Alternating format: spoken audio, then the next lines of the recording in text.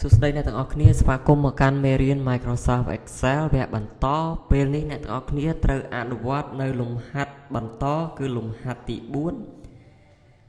អញ្ចឹងការគណនាក្នុងកម្មវិធី Excel មិនត្រឹមតែគណនាដោយ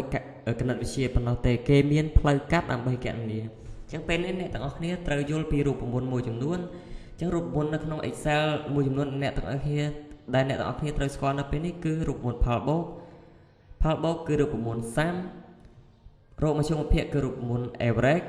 រកលេខអបបរមាគឺរូបមន្ត minimum ហើយអតិបរមាគឺរូបមន្ត maximum អញ្ចឹងឧទាហរណ៍បើសិនជាគេផ្ដល់ចំនួន3 5 9 12 17ឲ្យយើងបើសិនជាយើងធ្វើការគណនាដោយលក្ខណៈធម្មតាយើងត្រូវវាយសញ្ញាស្មើ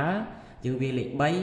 ទាប់មកវាយបូកលេខ5បូក9បូក12បូក17ហើយយើង enter មកវានឹងចេញចម្លើយបើសិនជាយើងរករូបមន្ត average យើងដាក់ស្មើ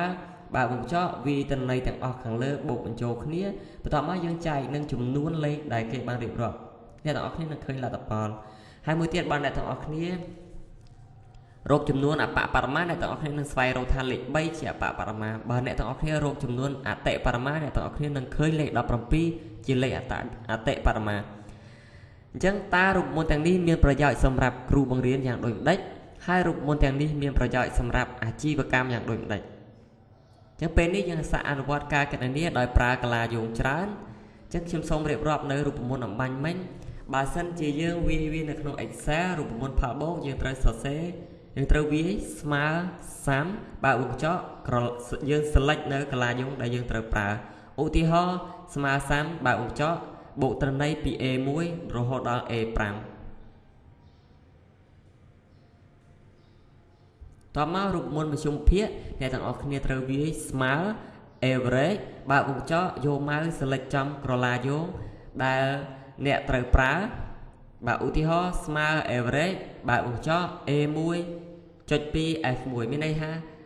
ធ្វើរកមជ្ឈមភាគចាប់ពីក្រឡាយោង A1 រហូតដល់ក្រឡាយោង F1 មួយទៀតរកចំនួនធំបំផុតអ្នកទាំងអស់គ្នាត្រូវវាយស្មើ max បើវងចកអ្នកទាំងអស់គ្នាអាច select នៅកន្លែងយោងដែលត្រូវប្រើឬក៏វាយឈ្មោះកន្លែងយោងដែលត្រូវប្រើមួយទៀតរកចំនួនតូចបំផុតអ្នកទាំងអស់គ្នាអាចវាយស្មើ min បើវងចក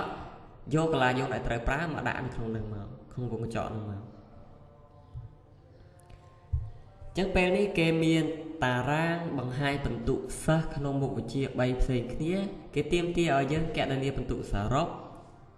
ដែលនៅសរុបមជ្ឈមភាគពិន្ទុខ្ពស់បំផុតពិន្ទុទាបបំផុតរបស់សិស្សនីមួយៗនិងមជ្ឈមភាគរបស់មុខវិជ្ជាទាំង3អញ្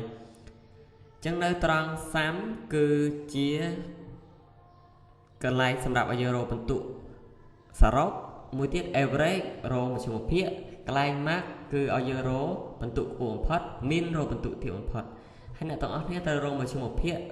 របស់តន្ន័យនេះនៅផ្នែកខាងក្រោម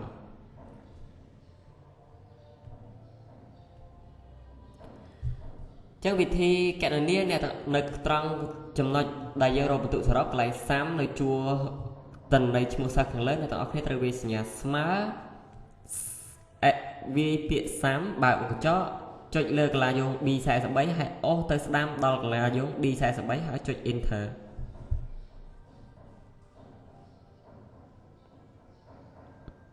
បាទនេះគឺជាការរៀបរាប់អ្នកទាំងអស់គ្នាអាចមើលអក្សរនេះបាន